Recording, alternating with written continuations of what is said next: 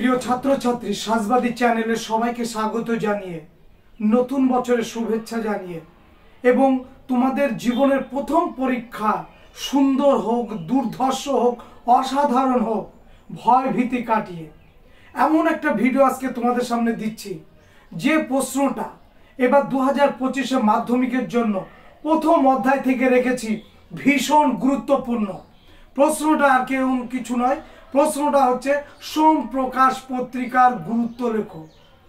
ইতিহাস, আধুনিক ইতিহাস চর্চায় সোম প্রকাশ পত্রিকার গুরুত্ব লেখো। এই প্রশ্নটি আবার অন্যভাবে আসতে পারে যে সোম প্রকাশ পত্রিকা ব্রিটিশ সরকার বন্ধ করেছিল কেন, এভাবেও আসতে পারে। সোম প্রকাশ পত্রিকা অন্যান্য পত্রিকা থেকে গুরুত্বপূর্ণ কেন বা পৃথক কেন, কেন তাকে গুরুত্ব দেব, এটাও কিন্তু তোমাকে জানতে হবে। কারণ সোমপ্রকাশ পত্রিকা এমন একটা পত্রিকা যে ব্রিটিশ সরকার এই পত্রিকাকে ভয় পেয়েছিল এবং ভয় পেয়ে ব্রিটিশ সরকার এই পত্রিকাটাকে বন্ধ করে দিয়েছিল। কেন বন্ধ করেছিল? সোমপ্রকাশ পত্রিকার ছিল কি, মানে সোমপ্রকাশ পত্রিকার গুরুত্বটা কি ছিল? সোমপ্রকাশ পত্রিকা কি অপরাধ করেছিল যার জন্য ব্রিটিশ সরকার এই সোমপ্রকাশ পত্রিকা বন্ধ করে দিল? আমাদের এই উত্তরটা জানবো আজকের এই ভিডিওতে। একদম প্রথমেই বলি, এই প্রশ্নটি কিন্তু আবারও বলছি 2-3 ভাবে আসতে পারে। যেভাবেই আসুক না কেন তোমরা কিন্তু এইভাবে উত্তরটা লিখবে। কোনভাবে উত্তরটা লিখবে আমি বোর্ডে যেভাবে লিখিয়েছি, প্রথমে একটা ভূমিকা লিখবে, বৈশিষ্ট্য লিখবে, গুরুত্ব লিখবে। যদি প্রশ্ন আসে সোমপ্রকাশ পত্রিকা ব্রিটিশ সরকার বন্ধ করেছিল কেন, তখন এই গুরুত্বর জায়গায় লিখবে কারণ। কি কারণে সোমপ্রকাশ পত্রিকা ব্রিটিশ সরকার বন্ধ করেছিল তা সেইটা এইখানে লিখবে, গুরুত্বের এই জায়গায় এইখানে কারণ বলে লিখবে। যে কারণের জন্য ব্রিটিশ সরকার সোমপ্রকাশ পত্রিকা বন্ধ করে দিয়েছিল সেই কারণগুলো নিম্নরূপ, এই 6টা কারণ এবং লাস্টে একটা উপসংহার। বোঝা গেল কি বলেছি? যদি প্রশ্ন আসে সোমপ্রকাশ পত্রিকা অন্যান্য পত্রিকা থেকে পৃথক কেন, তখন পৃথক কেন তার কারণ কি, সেই কারণ হিসাবেও এইগুলো দেবে। কেমন? তার আগে ভূমিকা লিখবে, তার আগে বৈশিষ্ট্য লিখবে। তবে প্রথমে আমরা চলে আসি সোমপ্রকাশ পত্রিকার গুরুত্ব কি। দেখো, 1855 খ্রিস্টাব্দের 12ই নভেম্বর ঈশ্বরচন্দ্র বিদ্যাসাগরের অনুপ্রেরণায় ও সংস্কৃত কলেজের অধ্যাপক দ্বারকানাথ বিদ্যাভূষণের সম্পাদনায় সোমপ্রকাশ পত্রিকা প্রকাশিত হয়। এটা প্রতি সোমবার এটা প্রকাশিত বলে এর নাম হচ্ছে কিন্তু সোমপ্রকাশ, প্রতি সোমবার। এবং এটা ছিল সাপ্তাহিক পত্রিকা, যেহেতু সোমবারে প্রকাশিত হতো সপ্তাহে একদিন, তাই এটা সাপ্তাহিক পত্রিকা। পত্রিকাটা কে প্রকাশ করেছে? দ্বারকানাথ বিদ্যাভূষণ। তিনি কে? তিনি হচ্ছেন সংস্কৃত কলেজের অধ্যাপক দ্বারকানাথ বিদ্যাভূষণ। এবং সব থেকে বড় কথা, তিনি কিন্তু ঈশ্বরচন্দ্র বিদ্যাসাগর মহাশয়ের অন্যতম ঘনিষ্ঠ ব্যক্তি। এবং কত সালে? 1855 সালে। তাহলে 1855 সালে সোমপ্রকাশ পত্রিকা প্রকাশনা হচ্ছে কার হাত ধরে? দ্বারকানাথ বিদ্যাভূষণের হাত ধরে। এবং সহায়তা করছেন কে? ঈশ্বরচন্দ্র বিদ্যাসাগর। কোন কলেজের অধ্যাপক? দ্বারকানাথ বিদ্যাভূষণ সংস্কৃত কলেজের অধ্যাপক।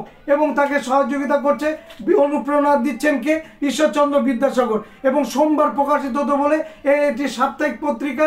এই পত্রিকার নাম হয়েছিল সোমপ্রকাশ। এটা যেন মনে চায়, এটি ছিল উদারপন্থী শিক্ষিত বাঙালি সমাজের প্রথম পত্রিকা সোমপ্রকাশ। তাহলে উদারপন্থী শিক্ষিত বাঙালিদের প্রথম মুখপত্র ছিল কিন্তু সোমপ্রকাশ, যেটা প্রকাশ হয় 1855 খ্রিস্টাব্দের 15ই নভেম্বর। এটা কিন্তু প্রথমেই আমরা ভূমিকাতে লিখব। ক্লিয়ার?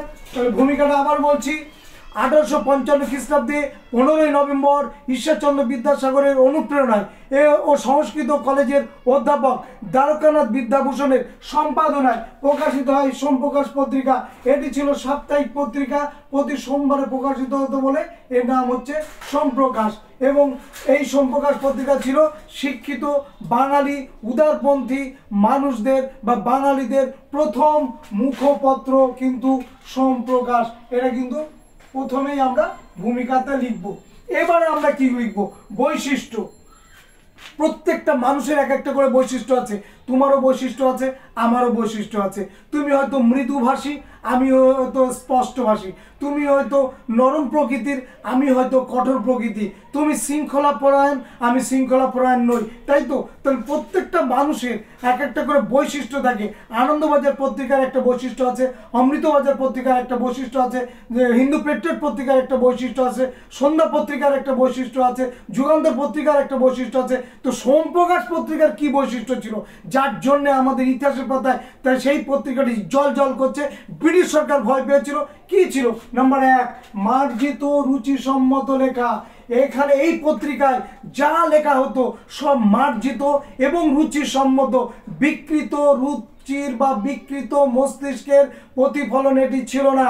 আমরা বটতলা সাহিত্য দেখেছি, সেখান থেকে নানান বিকৃত রুচিশীল পত্র পত্রিকা বই বেরোতো এবং সেখানে খুব মানে বাজে শব্দ দিয়ে বইগুলো প্রকাশ হতো। কিন্তু আমরা দেখছি যে সোমপ্রকাশ পত্রিকা মার্জিত রুচিসম্মত পত্রিকা। আবারও বলেছি, সোমপ্রকাশ পত্রিকা ছিল উদারপন্থী, শিক্ষিত, বাঙালি, মধ্যবিত্ত সম্প্রদায়ের প্রথম মুখপত্র। সুতরাং তারা কখনোই খারাপ ভাষায় খারাপ রুচির পরিচয় দিতেই পারেন না। কেমন? দ্বিতীয়, সহজ সরলভাবে লেখা, যাতে সমস্ত মানুষ, সাধারণ মানুষ, অল্প শিক্ষিত মানুষ, বিশিষ্ট ব্যক্তিবর্গ সবাই এই পত্রিকা যাতে পড়তে পারে তার জন্য সহজ করে সরল করে লেখা। এই সহজ সরল করে কথা বলাটা যেমন সহজ, সহজ সরল ভাষায় লেখাটা তত সহজ নয়। এবং এটা রবীন্দ্রনাথও বলেছেন যে সহজ সরল করে লেখাটাই হচ্ছে আমাদের সব থেকে বড় কঠিন কাজ। ক্লিয়ার? তাহলে সেইখানে দাঁড়িয়ে আমাদের সহজ সরল ভাষায় কিন্তু এই সোমপ্রকাশ পত্রিকাটি প্রকাশ হয়েছে। নেক্সট কি? নির্ভীক সমালোচনায় ভরা। ব্রিটিশ সরকারের যা কিছু খারাপ সেটি একদম আকুত ভয়, অর্থাৎ ভয়হীনভাবে, একদম ব্যর্থভাবে তারা তেজদীপ্ত ভাষায় এরা উল্লেখ করেছে এই পত্রিকার মধ্য দিয়ে। কোন পত্রিকা? সোমপ্রকাশ পত্রিকা। এই হচ্ছে আমাদের কিন্তু এই সোমপ্রকাশ পত্রিকার বৈশিষ্ট্য। এবারে আসি গুরুত্ব, যদি তা আসে তাহলে আমরা এটা লিখব। যদি আসে সোমপ্রকাশ পত্রিকা ব্রিটিশ সরকার কেন বন্ধ করে গেছিল, কারণগুলো কি, আমরা এই কারণগুলো লিখবো। দেখুন এখানে গুরুত্ব বাদ দিয়ে কারণগুলো পয়েন্ট করব। যদি প্রশ্ন আসে সোমপ্রকাশ পত্রিকা অন্যান্য পত্রিকা থেকে আলাদা কেন, তখন আমরা কিন্তু আলাদা হওয়ার কারণ বলে হেডিং করে তার কারণগুলো এই 6টা পয়েন্ট লিখবো। কি লিখবো? প্রথমে লিখেছি বিশুদ্ধ রাজনীতি। রাজনীতি কথাটা আছে, কিন্তু রাজনীতি আবার বিশুদ্ধ হলো কি করে? হ্যাঁ, বিশুদ্ধ এই কারণে রাজনীতির মধ্যে অনেক কিন্তু ভঙ্গুরতা থাকে, রাজনীতির মধ্যে অনেক কপটতা থাকে, রাজনীতির মধ্যে ভেকধারিতা থাকে, রাজনীতির মধ্যে অনেক অসরতা থাকে। তো সেই জায়গায় দাঁড়িয়ে বিশুদ্ধ রাজনীতি অর্থাৎ যে রাজনীতির মধ্যে কোনো ফাঁক ফোকর নেই, যে রাজনীতির মধ্যে কোনো ছলনা নেই, যে রাজনীতির মধ্যে কোনো ভেক নেই, অর্থাৎ লোক দেখানো, মানুষের মন বুঝানো এইরকম কোনো বিষয় নেই, সেই রাজনীতিটা হচ্ছে বিশুদ্ধ রাজনীতি। তো সেই বিশুদ্ধ রাজনৈতিক বিষয় আলোচনা এই সোমপ্রকাশ পত্রিকাতেই কিন্তু তুলে ধরেছিল এবং তুলে ধরেছিল বাঙালি শিক্ষিত এই মধ্যবিত্ত উদারপন্থী মানুষদের যে কথা বা যে বক্তব্য, সেই বক্তব্যগুলো কিন্তু এখানে তুলে ধরতো। এই কারণে সরকার আমরা দেখতে পাচ্ছি যে এই একমাত্র এই পেপার পত্রিকার মধ্যে আমরা দেখছি যে সরকার, জমিদার এবং সাধারণ মানুষ এবং মহাজনদের শোষণ, শাসন, অত্যাচার সব কিন্তু এইখানে কিন্তু এই পয়েন্টের মধ্যে আমরা লিখব যে তারা কিন্তু এর বিরুদ্ধে প্রতিবাদ করেছিল। তাহলে মূল পয়েন্ট, প্রথম পয়েন্ট হচ্ছে বিশুদ্ধ রাজনীতি। যে বিশুদ্ধ রাজনীতির মধ্যে ব্রিটিশ সরকারের শোষণ, শাসন, অত্যাচার, জমিদার, সুদখোর, মহাজনদের শোষণ, শাসন, অত্যাচার লিপিবদ্ধ আছে, সেইটাকেই আমরা বলছি বিশুদ্ধ রাজনীতি। যেটা ব্রিটিশ সরকার ভয় পেয়েছিল, জমিদার শ্রেণী ভয় পেয়েছিল এবং যারা বিত্তবান শ্রেণী তারাও কিন্তু ভয় পেয়েছিল এই পত্রিকাকে। নেক্সট পয়েন্ট হচ্ছে সামাজিক কৃষকদের দুর্দশার কথা। এই পত্রিকাতে অর্থাৎ সোমপ্রকাশ পত্রিকাতে আমরা কি দেখছি যে কৃষকদের যে ওপরে যে শোষণ, শাসন, অত্যাচার সেটাও কিন্তু তুলে ধরেছিল এই পত্রিকা এবং শিক্ষিত বাঙালির প্রতিবাদ সামিল হয়েছিল কৃষকদের দুর্দশার কারণের জন্য। কৃষকদের ওপরে যে দুর্দশা, সেই দুর্দশার ওপরে ভিত্তি করে এবং সাধারণ মানুষ আমরা দেখব তারা কিন্তু এখানে আন্দোলনে সামিল হবে।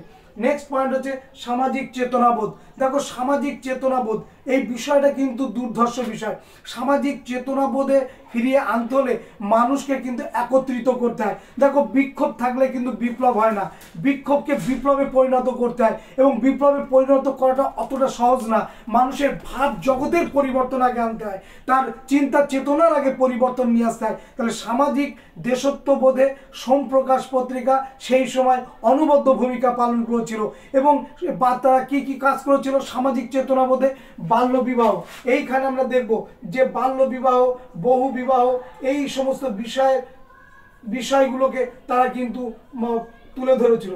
অর্থাৎ তারা এইগুলো বিরুদ্ধে তারা কিন্তু সরব হয়েছিল, কথা বলেছিল যে বাল্য বিবাহ উচিত না, বহু বিবাহ উচিত না, কৌলিন্য প্রথা, বংশ পরম্পরা যার কোনো যুক্তি নেই, প্রথাটা চালু হয়ে আসছে, সেটারও কিন্তু তারা বিরোধিতা করেছে। এবং শুধু তাই নয়, পাশাপাশি তারা বলেছেন যে বিধবাদের বিবাহ দিতে হবে, বিধবাদের বিবাহ দিতে হবে, এবং নারীদের শিক্ষিত করে তুলতে হবে, নারীদের শিক্ষিত করে তুলতে হবে, শিক্ষিত করা, এগুলোর কথাও কিন্তু তারা বলেছে। তারা কিন্তু পিছিয়ে ছিল না জনমত গঠনে, এই সংবাদপত্র একদম পিছিয়ে ছিল না কিন্তু, এটা কিন্তু মাথায় রাখতে হবে। তাহলে জনমত গঠনে সোমপ্রকাশ পত্রিকা এবং সামাজিক চেতনা বোধে সোমপ্রকাশ পত্রিকা গুরুত্বপূর্ণ ভূমিকা পালন করেছিল। তাহলে বিধবা বিবাহ প্রচলন, নারী শিক্ষার প্রসার, এবং পাশাপাশি বাল্য বিবাহ রদ, বহু বিবাহের রদ, এবং কৌলিন্য প্রথা যার কোনো যুক্তি নেই কিন্তু সমাজে প্রচলিত হয়ে আসছে, সেই কৌলিন্য প্রথা তারও কিন্তু এরা প্রতিবাদ করেছিল। তাহলে এই 3 নম্বর পয়েন্টে আমরা এটা লিখব।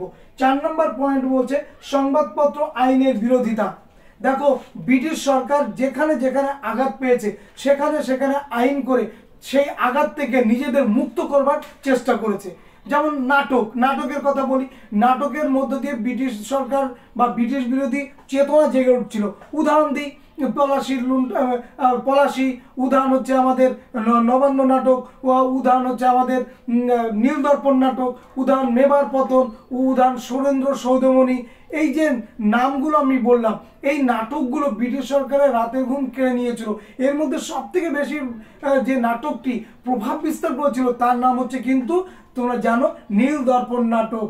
এবং এই নীলদর্পণ নাটকের নাট্যকার দীনবন্ধু মিত্র তিনি যেভাবে নীলকর সাহেবদের অত্যাচারের কথা তুলে ধরেছেন, যেটা স্বয়ং ব্রিটিশ অর্থাৎ ব্রিটিশ ইংরেজরা এই নাটক পড়ে নিজেরাই মুখ লুকিয়েছিল এবং নীল চুক্তি করতে, কমিশন করতে তার বাধ্য হয়েছিল 1860 সালে।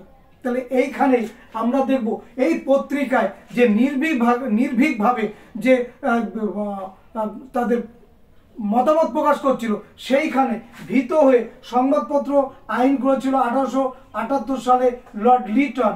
এই লিটন সংবাদপত্র আইন চালু করেছিল, অর্থাৎ দেশীয় ভাষার সংবাদপত্র আইন চালু করেছিল।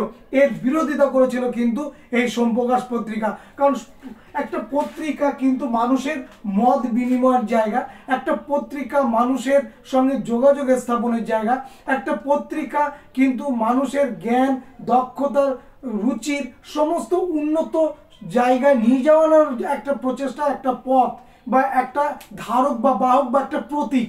তো সেইখানে পত্রিকাগুলোকে বন্ধ করে দেওয়া মানে যে সেই জায়গাগুলোকে নষ্ট করে দেওয়া, যেটা কিন্তু ব্রিটিশ সরকার করতে চেয়েছিল। এবং ব্রিটিশ সরকার করতে চেয়েছিল বলে বাঙালির সমাজ কিন্তু পিছিয়ে ছিল না।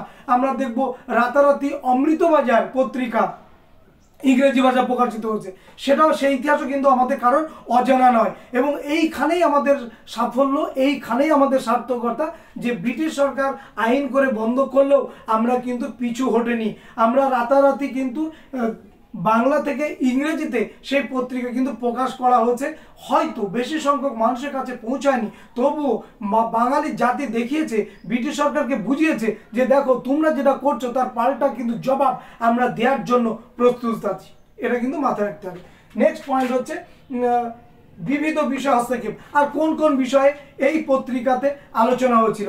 এই পত্রিকার মাধ্যমে আমরা দেখেছি ইলবার্ট বিল যেটা করেছিলেন লর্ড রিপন, সেই ইলবার্ট বিলের বিরুদ্ধে যখন শ্বেতাঙ্গরা বিদ্রোহ করলো যে ইলবার্ট বিল এটা চলবে না, আমরা কিন্তু তার বিরোধিতা করেছিলাম। আমরা ইলবার্ট বিলের পক্ষে ছিলাম। আমরা সেই সময় ইলবার্ট বিলের পক্ষ হয়ে এই সোমপ্রকাশ পত্রিকা সেও কিন্তু তার পক্ষে তার জোরালো তার বক্তব্য তুলে ধরেছে। এবং আমরা দেখব যে ভারত সভাও সেও কিন্তু জোরালো বক্তব্য তুলে ধরবে। আমরা এখানে হিন্দু মুসলমানের যে সমস্যা, সেই সমস্যাটা এই পত্রিকায় তুলে ধরা হতো। ব্রিটিশ শাসনের যে চরিত্র সেটাও তুলে ধরা হতো। ব্রিটিশ শাসনের যে শাসন শোষণ বঞ্চনা সেটাও কিন্তু এখানে তুলে ধরা হতো। আর এইগুলোই হয়েছিল কাল, এইগুলোই কিন্তু ব্রিটিশ সরকার ভয় পেয়েছিল বলে এই পত্রিকা কিন্তু বন্ধ করে দিয়েছিল। এরপরে আমরা আসবো প্রকাশনায় বন্ধ। এত কিছু তো ব্রিটিশ সরকার মানবে না। এত ভালো ভালো কথা বলছি, এত ভালো ভালো পয়েন্ট দিয়ে লিখছি, এগুলো তো মানবে না। তো না মানার কারণে আমরা কি দেখছি যে ব্রিটিশ বিরোধী লেখা প্রকাশের এই অভিযোগে সোমপ্রকাশ পত্রিকা কিন্তু বন্ধ করে দেয়। এবং জরিমানা বাবদ আমরা দেখব যে টাকা দিতে হয় এবং মুচলেখা দিতে হয়েছিল বা মুচলেখা দেওয়ার কথা বলেছিল, জরিমানা দেওয়ার কথা বলেছিল যে জরিমানা বা মুচলেখা যদি দাও তাহলে প্রকাশনা বন্ধ হবে না, প্রকাশনা তোমরা চালিয়ে যেতে পারো। কিন্তু আমরা ভারতীয়, আমরা কিন্তু ওদের কাছে ভীত হইনি, সন্তুষ্ট হইনি। আমরা মুচলেখাও দিইনি, আমরা জরিমানাও দিইনি, যার ফলে এই পত্রিকাটা কিন্তু বন্ধ হয়ে যায়। এবং পরে বাংলার লেফটেন্যান্ট গভর্নর আমরা জানি স্যার রিচার্ড টেম্পলের অনুরোধে এই পত্রিকাটা কিন্তু আবার প্রকাশ হয়েছিল। হয়তো সেই সময়কার মতো এই সময়কার মতো জনপ্রিয়তা অর্জন করেনি 1855 সালের পর থেকে যেমন জনপ্রিয়তা অর্জন করেছিল, কিন্তু টেম্পলের অনুরোধে এই পত্রিকা কিন্তু আবার প্রকাশনা শুরু হয়েছিল, এটা কিন্তু মাথায় রাখতে হবে। এবং আমরা জানি যে 1878 সালে এই পত্রিকাটা বন্ধ করে দেয় এবং আমরা তারপরে এই পত্রিকাটি আবার চালু হয়েছিল, যা শুরু হয়েছিল 1855 সালে। ক্লিয়ার? এবার আসি উপসংহার। উপসংহার আমরা কি লিখব যে আধুনিক ভারতের ইতিহাস চর্চায় সোমপ্রকাশ পত্রিকা নিঃসন্দেহে এক ধারক বাহক বা মূল্যবান উপাদান। যে উপাদান শুধু রাজনৈতিক না, শুধু সাহিত্য না, ভারতবর্ষের মুক্তি সংগ্রামের চেতনায়, স্বদেশিকতার চেতনায়, দেশত্ববোধের চেতনায় সোমপ্রকাশ পত্রিকা একটি অনবদ্য ভূমিকা পালন করেছিল। এই কথাগুলো আমরা লিখে আসবো। তাহলে আজকে ভিডিও এই পর্যন্ত। 2025-এর আর কদিন পরেই তোমাদের পরীক্ষা। সেই পরীক্ষার প্রাক মুহূর্তে দাঁড়িয়ে যে প্রশ্নগুলো আলোচনা করব একটু দয়া করে দেখে নেবে, তোমাদের পক্ষে এটা অনেক সহজ থেকে আরও সহজতর হবে। সবাইকে ধন্যবাদ।